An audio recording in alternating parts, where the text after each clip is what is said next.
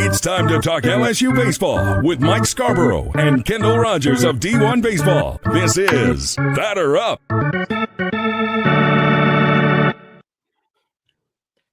All right, here we go. Another edition of Batter Up. Mike Scarborough of Tiger Bait. Of course, as always, the greatest college baseball analyst there is, and analyst there is, and Kendall Rogers of D1 Baseball. LSU comes off a series getting swept at Auburn. Win last night midweek over McNeese 10-3.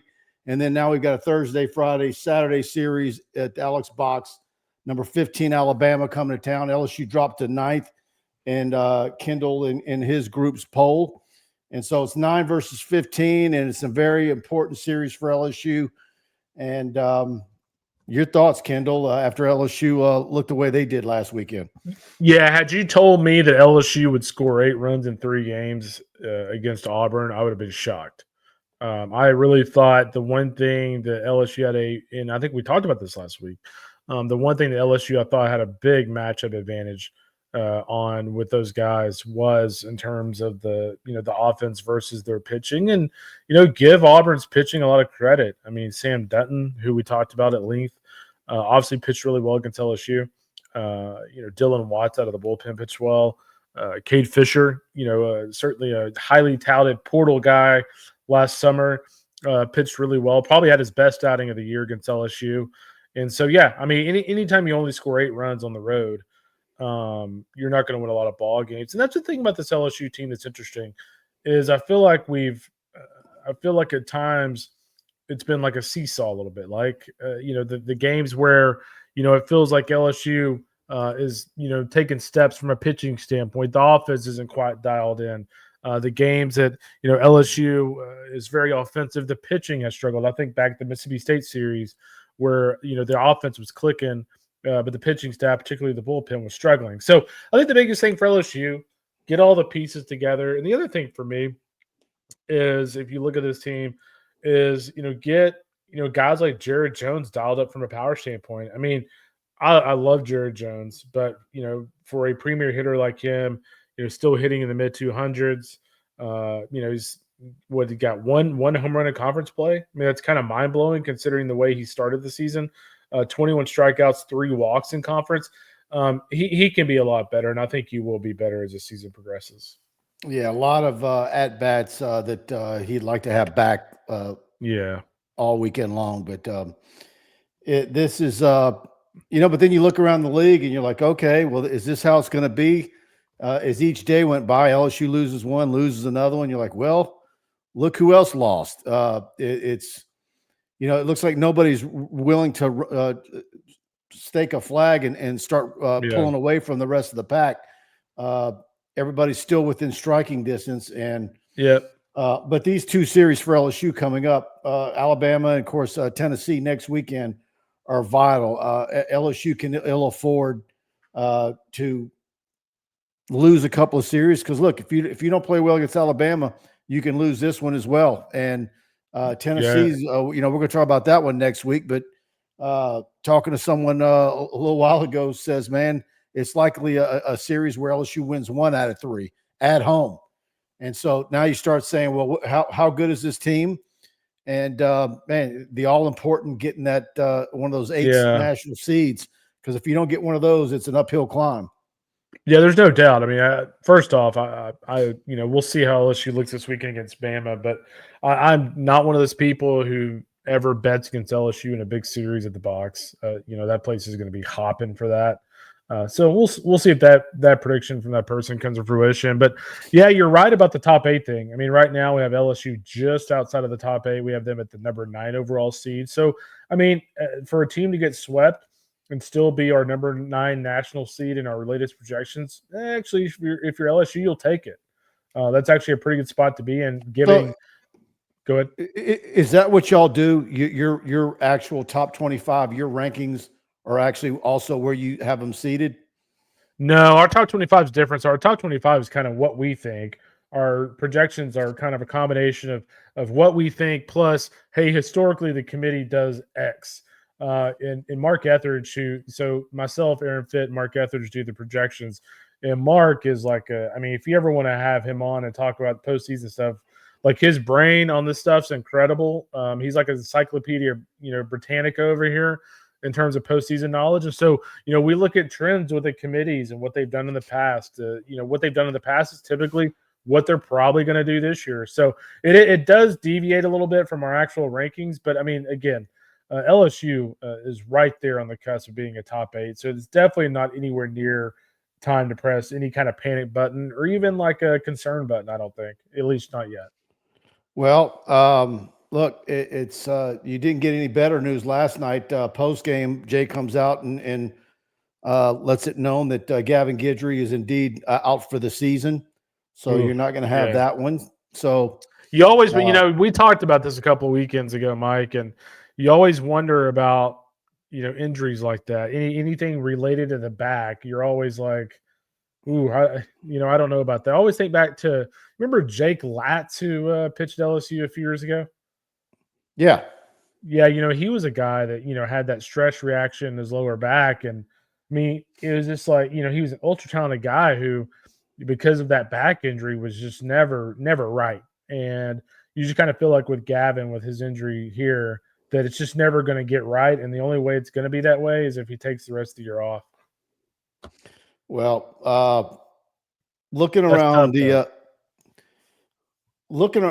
ask you every week, looking around the SEC, what are the other major series this weekend that you're looking at, and your thoughts now?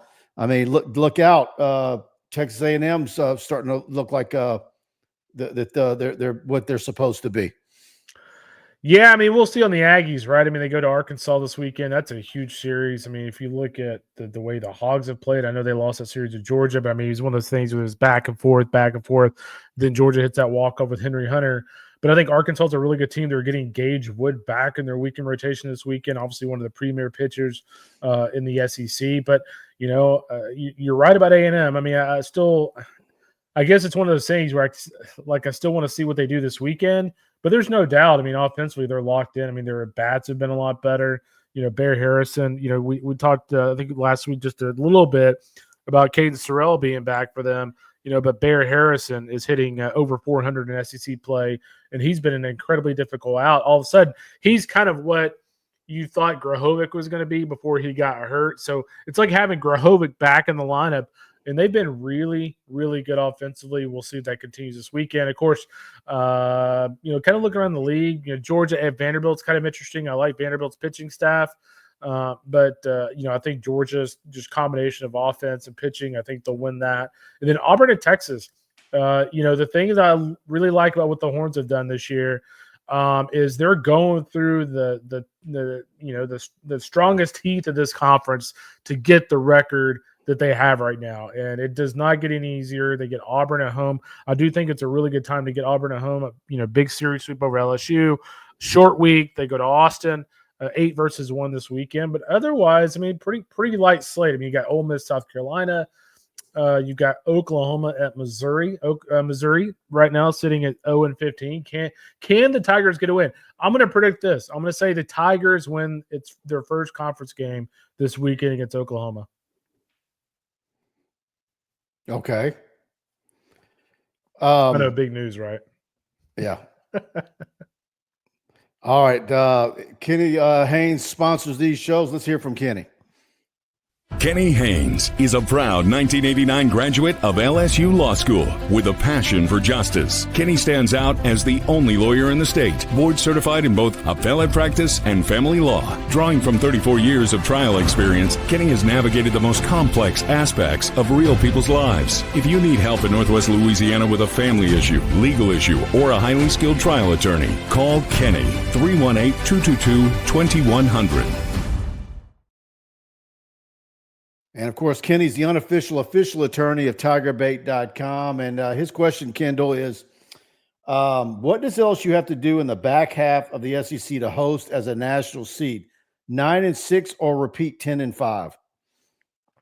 Yeah, so let's dive into that real quick. So sitting right now, really good RPI, 10-5 in the league. I think they win the series this weekend against Bama.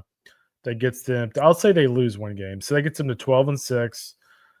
I am going to say LSU wins the Tennessee series. I'm going to say 14-7. I'll say they'll win the A&M series. I could see. I kind of want to see what A&M does the next couple of weeks before I predict that to be an upset. I'll say they take the A&M series. I think they'll lose to Arkansas, then win South Carolina. That's a top 8. There you go. And that's all important. That's all that matters. I mean, getting to Omaha, I think it's like 65 to 70% of the teams that host throughout end up in Omaha, something like that. I mean, that's a pretty good clip. Just real quick, do you have it in front of you? Who, obviously, way early, but who are your 8 hosting? Who are your 8 seeds right now? Yeah, I'll pull it up for you. So it just came out on d1baseball.com at about 1:15 Central as we record. Am I making you divulge premium information? No, absolutely not. All right. We thought about actually making our projections premium at one point, but our goal is to get people interested in the sport and get people interested in the postseason. But number 1, Texas. Number 2, Arkansas. Number 3, Clemson. Number 4, Tennessee. Number 5, Georgia. Number 6, Auburn. Number 7, Georgia Tech. 8, Corvallis. Baton Rouge is paired with Corvallis as the number 9 seed. FSU at 10. TCU at 11. UNC at 12. Ole Miss 13. Coastal 14. Arizona 15. And UCLA 16. Interesting. So the Tigers right there. Yeah, and I'm just kind of I was listening for mid majors. Like I'm trying to figure out where some of the mid majors where they could possibly host.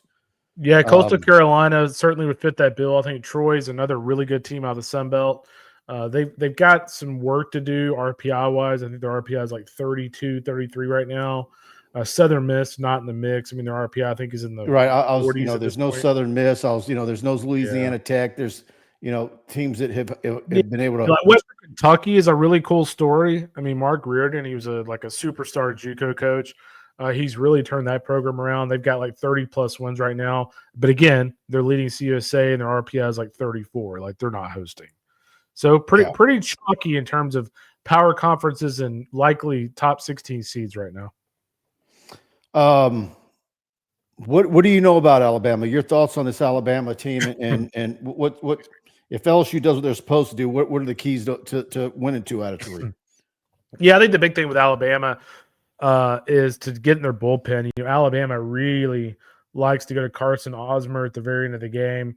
I think the sooner you can kind of get him out of the mix for the weekend, the better. Riley Quick is a really nice arm for them. He's had a blister issue the last couple of weeks, but he's up to 99, 100 for them. Zane Adams is a really talented arm, but I think you can hit him. He's good. I don't think he's great. So again, I think the big key is kind of getting their bullpen. I feel like their bullpen is just okay. Carson Osmer is interesting because it's kind of it's one of those Ivy League transfers. It's kind of one of those real kind of herky-jerky angles, but it's like 92, 93 with a lot of life on the glove side. So he's nasty at the back end. But, yeah, if they can get deep, I think LSU's in pretty good shape. All right, Kendall, man. Another great report. Promote D1 baseball, what you got, and promo codes, the works. LSU fans are huge college baseball fans. I know they're a big part of y'all's subscription base, and always running promos for LSU fans to subscribe to y'all's great service. Yeah, man, absolutely. You can use Omaha 30 to get 30% off a subscription. We'll have plenty of LSU coverage. I'm trying to think if Mark is over there this weekend, but I will be over there next weekend for the Tennessee series. I thought about segueing back to A&M, Texas, just because that's gotten a little bit more intriguing, but Mark actually wanted to go to Austin for the first time, so he's going to head over to Austin for A&M, Texas, and I'm heading east for LSU, Tennessee. Look forward. All right, well, seriously, you need to come in because we need to get you fed and. Well, I've got to stop. So my tradition is I've always got to stop at Daryl's in either Jennings or Lake Charles. We'll see how I'm feeling after that on Friday, and then I'll let you know. All right, but we'll get it together either way. You got it, All brother. right, Kendall. Good stuff, man. Talk next week. Later, Mike. Later.